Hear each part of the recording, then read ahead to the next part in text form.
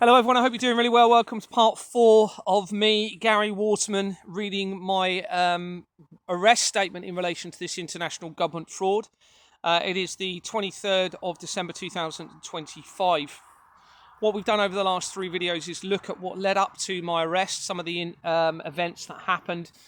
We looked at my arrest and me going through the custody system at Inverness Police Station, and then a court case that was taking place on the 23rd of September.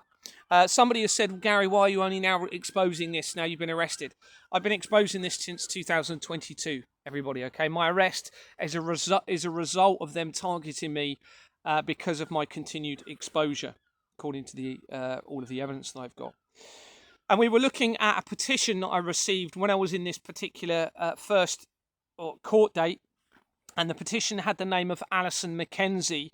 And when you research that name through Companies House, it linked to McLeod and McCallum, which was the exact same company in Inverness that I attended as part of my strategy on the 12th of September 2025, the week before I was arrested on the 19th. Now, this McLeod and McCallum company, I believe, is going to be linked to Donald Trump's family. His mother's surname was McLeod, and she lived on the Lewis Island, just off the coast of Scotland. So my hands are actually numb. So we had this company, and it had Oswald's of Edinburgh Limited linked to it. And Oswald's of Edinburgh also connects to Edinburgh Citizens Advice Bureau that was incorporated on the 27th of April 2007. This is a few days before Madeleine McCann's disappearance, which is all related to this, everybody, 100%. You need my main evidential research document to see the connections to Madeleine McCann. And this company that we're talking about, Edinburgh Citizens Advice Bureau, is a criminal company having been incorporated with the same two companies as Exbourne Manor Freehold Limited. The company where this all started for me in 2022 and where I was removed as a director, and that removal was initiated by Deborah Fleming after I refused to use forged Lloyds Bank documents that appeared to be produced by somebody on the Treasury Department of Lloyds Bank. So Edinburgh, we have this connection to, and it's where the oldest active Freemason lodge is based, and my family link to the main Freemason company. From Oswald's of Edinburgh, there are many criminal, educational and child-related companies on the Companies House records. Another record for an Alison Jane Mackenzie. Remember, this is the name that was on the petition in the court that I received, and I've still got that document. A variation of the date of birth is there for this name, but remember, there is no verification, and there never has been by a government since 1844, which means variations of names, false names, stolen identities, false addresses could be used by them.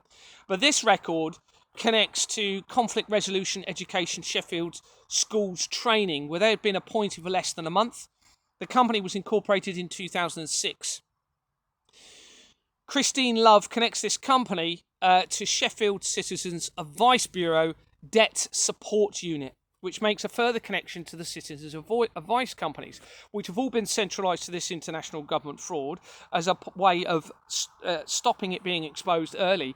Well, we've already found a connection via the other record of Alison Mackenzie to Citizens Advice. This suggests it's a falsification record, a duplication using variation of details, linking back into all of this.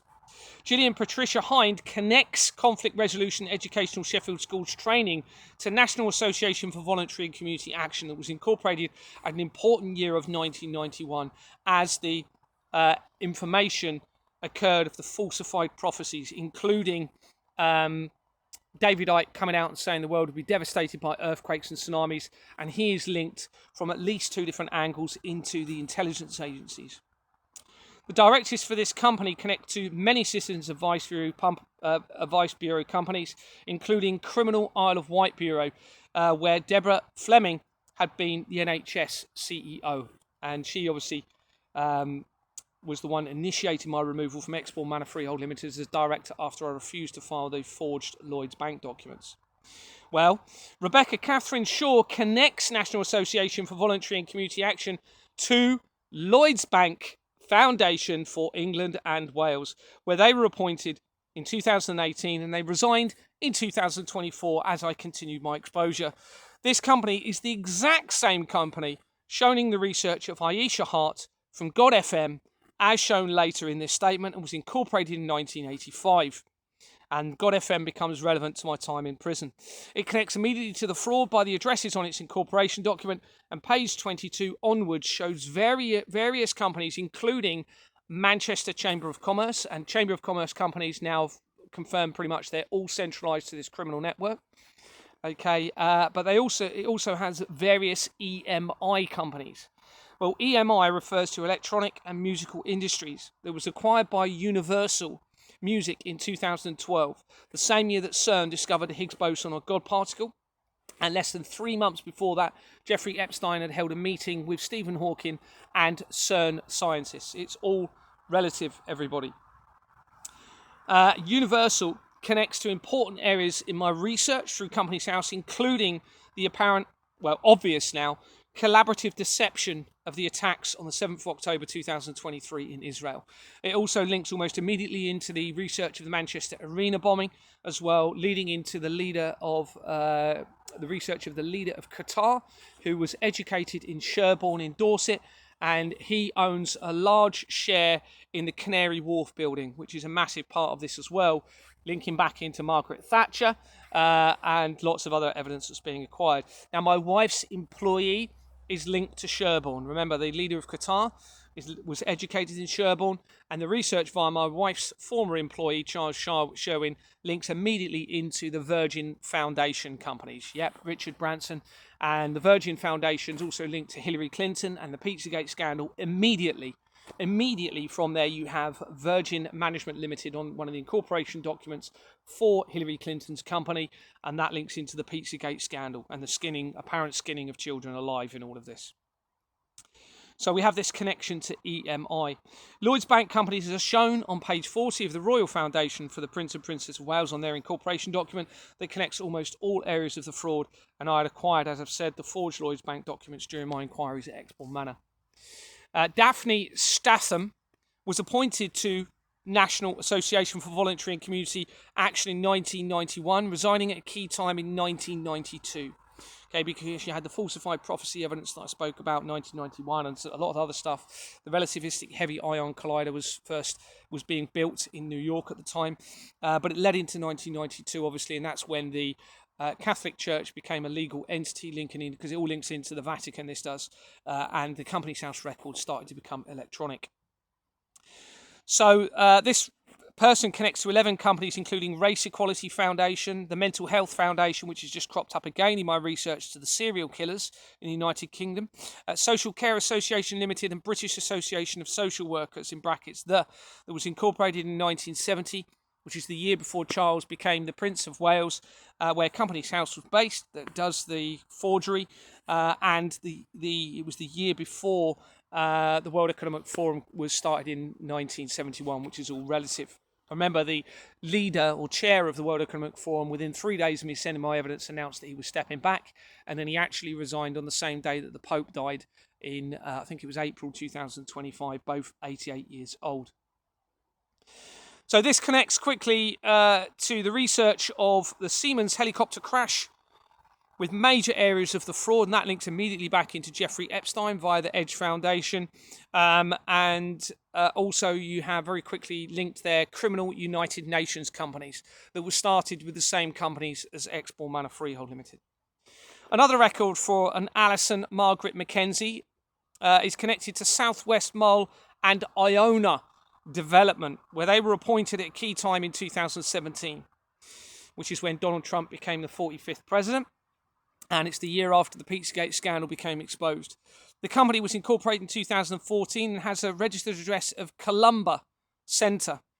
And page 7 of the incorporation document shows a retired civil servant of Colin Cameron MacDonald, born July 1943, with the Cameron name appearing to have been added in writing. Now, this is where we're linking in with the Iona prophecy now. You'll notice the Iona company. This record the record for Colin Cameron MacDonald within this company shows only one company connected, but an exact duplicate record shows a connection to TSB Bank PLC that was incorporated in 1985 and where its name was last changed from Lloyds TSB Scotland PLC in September 2013. This is a year after CERN supposedly discovered the Higgs boson of God particle, but where it looks as though they failed to achieve what they hoped with that technology. Research shows that TSB and Lloyds Bank had been merged until 2013. This makes a further important connection to Lloyds Bank and those surrounding my court case, and it's very apparent that the alias and variation names and details are being used to launder the money through, and this is facilitated by the deliberate non-verification element of the Companies House fraud.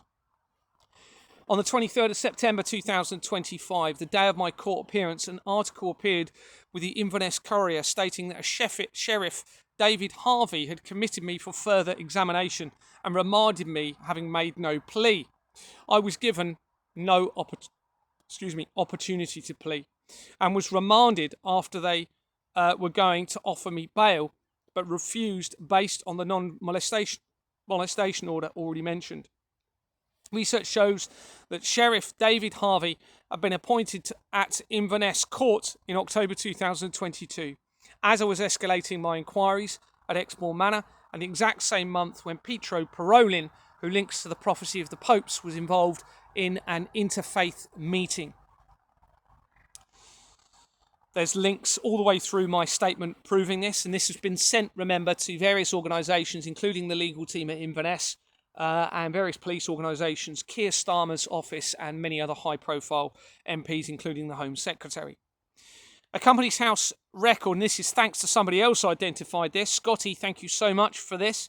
He'd identified, and I verified it, that a Companies House record shows that David Harvey, that particular judge in my court case, connects to the Scottish Drugs Forum that was incorporated in 1987, before its name was changed. It was initially the Scottish Drugs Forum Limited, and then its name was changed in October 2017. John O'Driscoll connects this company to 5 others, including, I'll mention some of the others, but the critical one in a moment, Inside Track Companies, Queen's Hall, Edinburgh Limited, and Ingenious Film Partners, LLP.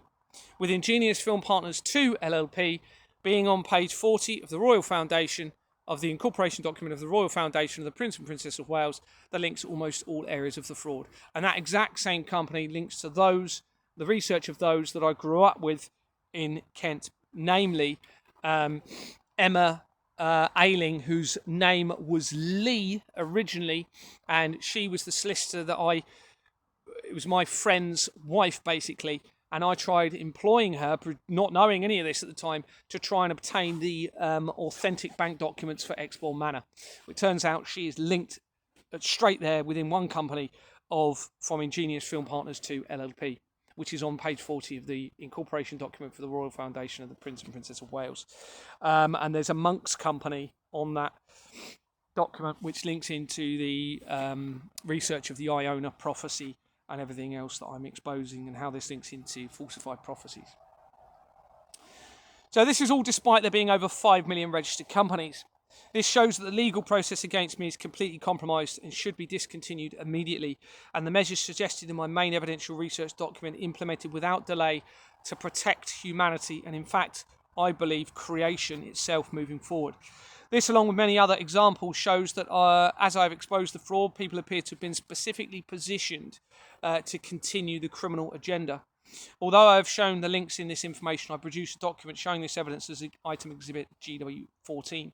Referring back to the events, based on the decision by Harvey, I was taken to Inverness Prison later that day, where I was booked in by someone claiming to be called Ryan, but someone later claimed to know no member of staff called Ryan, suggesting they were using false names, and it was all staged. I had over £4,000 in my property, and despite knowing this, Ryan suggested placing my property at a location where it would not normally go, due to me supposedly leaving the following day. I was able to obtain a number from my phone that could be added to the phone in my cell to make calls, and Ryan explained that more numbers would be added, but it would take a couple of days to add them.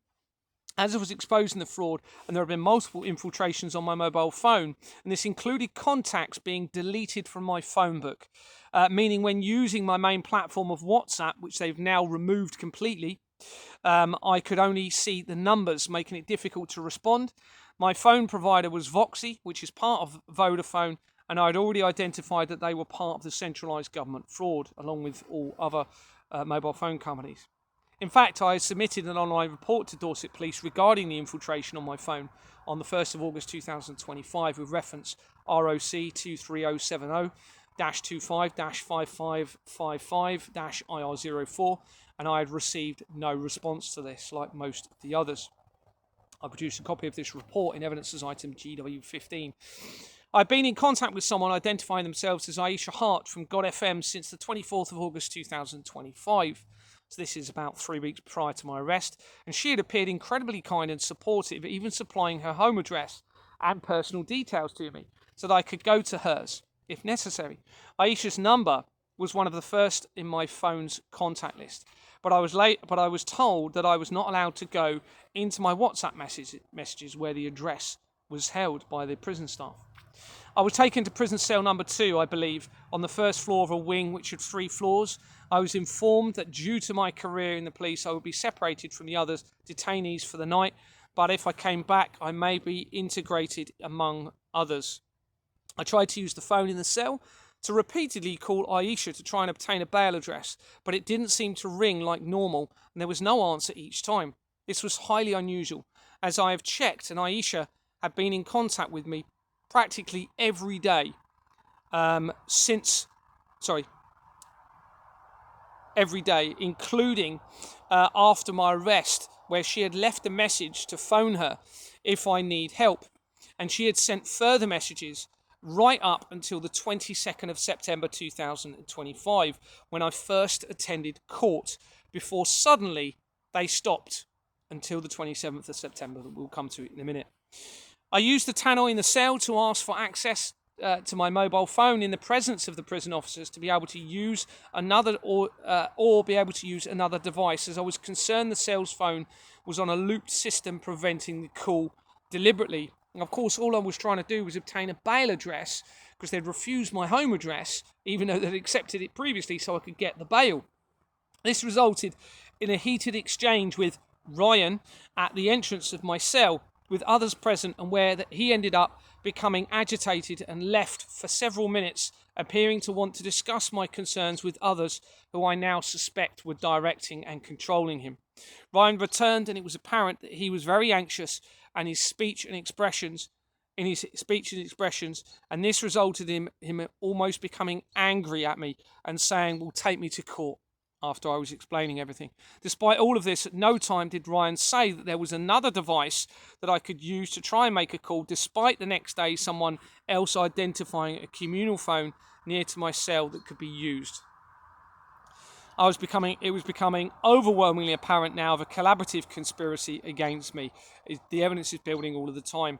The following day, on the Wednesday, the 24th of September 2025, I was escorted from my cell to the reception area of the prison to be returned to the court. I requested the opportunity to make a call from another device and obtain an address for bail from my phone in their presence.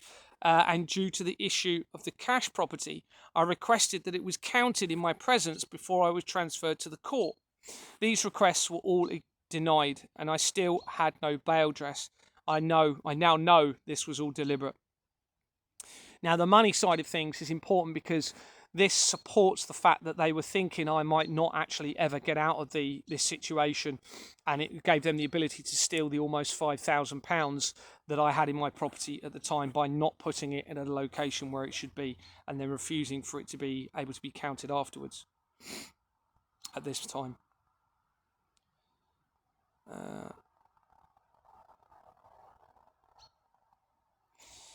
I was taken to Inverness Court, and I explained that my rights were being delayed and I was unable to obtain another bail address. I requested that I obtain the information from my phone, but this was again refused, and I had no other choice but to provide my sister's address, but explained that this was compromised and would likely be refused by my brother-in-law, whose name is Richard Timms, whose family is connected almost immediately to the main Freemason Lodge, and Jimmy Savile, and to Stephen Owens, actually, who was the original managing agent for Exmoor Manor, and they linked to Ghislaine Maxwell and much more on the company's house records. I'd explained I did not know my sister's number, but it was in my phone. They explained they would be making inquiries with my sister.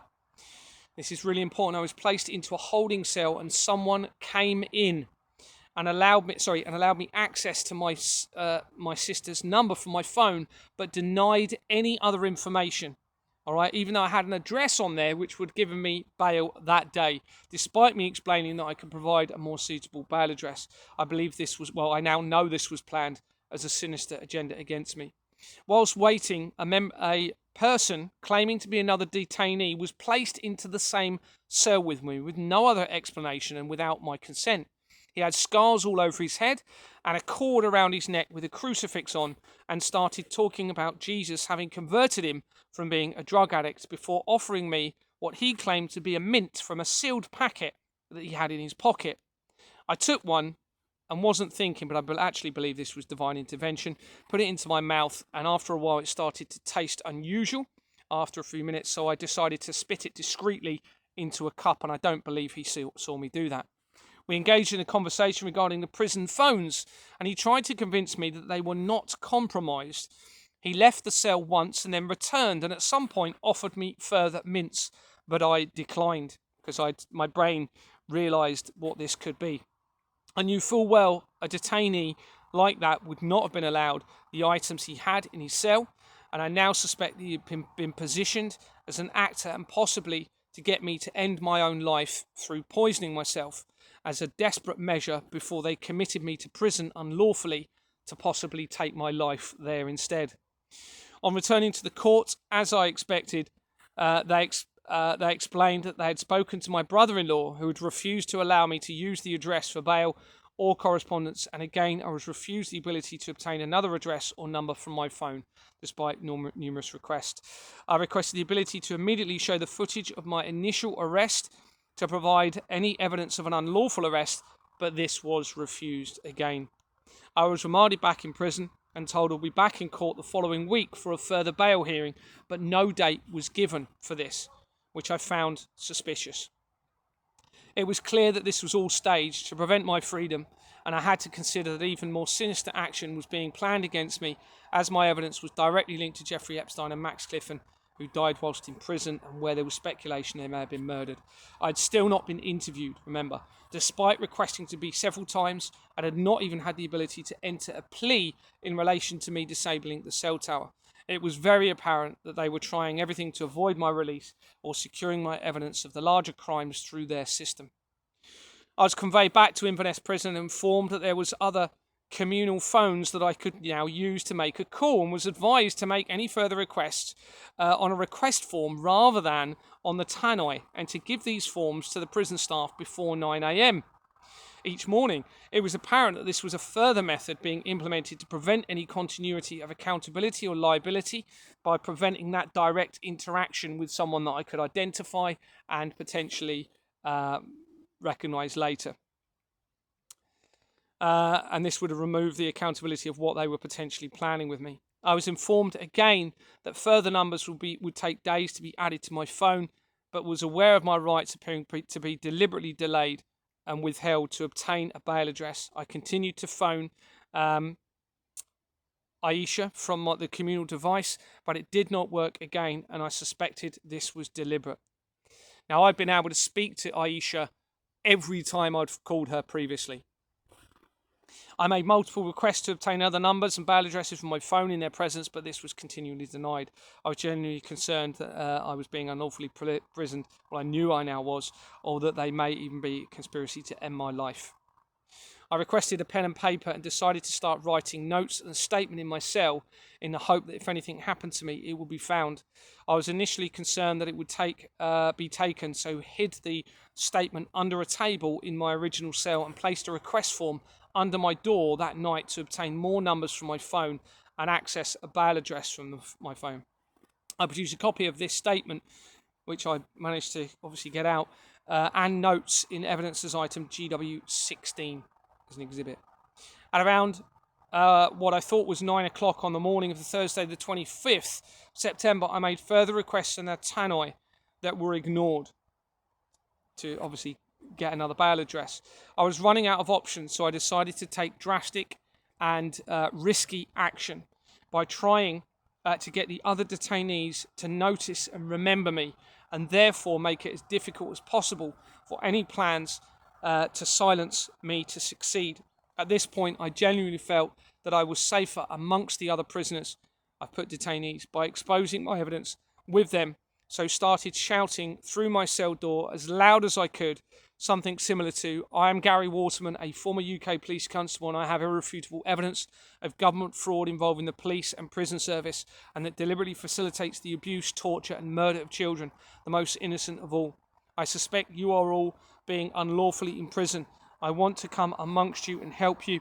I suspect there is a conspiracy to unlawfully imprison or commit murder against me. I am not suicidal or depressed. Of course, there will be innocent prison officers and police officers." I shouted this repeatedly and started to receive initially abusive comments from the other prisoners, detainees. I watched through the crack in the door and could see the prison officers appearing to congregate into an office, likely to discuss what to do about me. I shouted this repeatedly for around 20 to 30 minutes, and after a few minutes of stopping, several prison officers came to my cell and escorted me to what I was later informed was cell 1, behind a small building overlooking the main exercise yard. This was away from any other cells in terms of it wasn't connected, enabling the ability to supply different air and water to that cell. On the way to the cell, at the bottom of the main steps within the wing, I started to shout similar. I needed to get noticed as much as possible to prevent them silencing me. And a shorter prison officer with darker skin, around late 20s to early 30s, and having short, shaved hair at the sides, threatened to use force if I did not stop. I'll refer to this person as Prison Officer 1 for the remainder of this statement. I explained that they could not suppress my freedom of speech, and Prison Officer 1 and others held on to me and escorted me to the new cell. I did not consent to this contact and determined it to be an assault. This new cell was smaller and, as I've said, was located behind a small building overlooking the main exercise yard, completely separate from others, meaning it could be lightly supplied with separate water and air. As I said, I saw that there was a small vent in the corner of the cell, and it appeared that people had tried to block it with wet toilet paper for some reason. I was aware that the centralised criminal system was significantly connected to the Nazi regime, as shown in the main evidential research document, and had to consider that they may try and poison me through the vents. So I blocked the remaining holes in that particular vent with wet toilet paper. This was, I think, the day afterwards, actually. There was a second metal vent in the middle of the room that protruded down from the ceiling, and the following day I wrapped this in cling film that had been used to cover my food. And it's amazing, that bit of cling film was the exact right size for me to wrap around there and hopefully prevent the risk of them poisoning me through that vent. My statement was still in the first cell that I was in earlier under the table, so I started to make notes on other smaller pieces of paper and was having to ask for the time, as I had not been given a right to have my watch at this time, and also started taking the time from the live BBC news channels from the cell's television.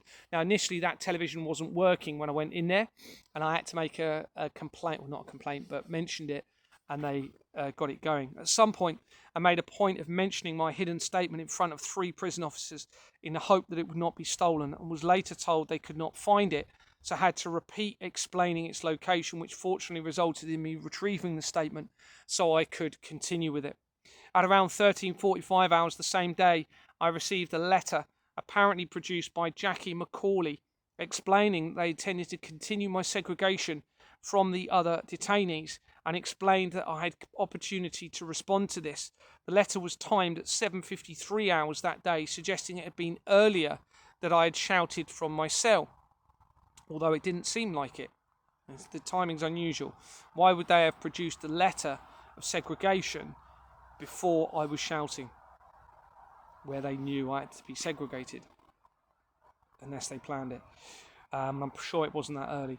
A letter A later internet search of Jackie McCauley, this name, shows that she is the first line manager for the Scottish Prison Service, or SPS, and appears to have been on the Highland Council Child Protection Committee in 2015. Remember, this links to serious crimes against children, all of this, according to the research.